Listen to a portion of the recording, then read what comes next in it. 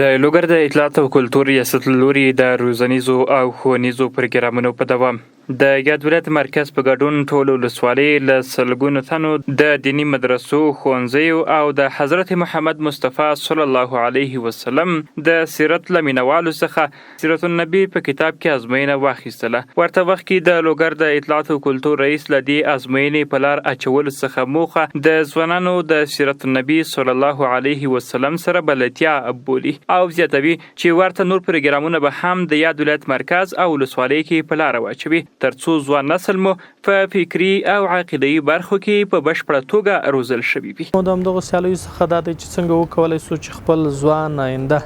خپل دغه آینده نسل څنګه د مطالعې سره آشنا کو، څنګه د کتاب سره آشنا کو، څنګه یې وهڅوو چې دوی د کتاب سره مینه پیدا شي او د کتاب مطالعه ذاتي کړي. دوهم د دوی دپاره په همدې سیرت النبی بخش کې او په اسلامي معلوماتو کې په نورو مهمو موضوعاتو کې دوی ته معلومات ترلاسه کړي. له بل پلوه د سیرت د ازموینې ګډونوال د اطلاعات او کلتور ریاست مسؤلینو څخه د مننې سربیره په راتلونکي وخت کې د نورو سیالیو په لار اچولو غوښتونکی ده. په دغه سیالۍ کې چې د سوالونو شمېر چې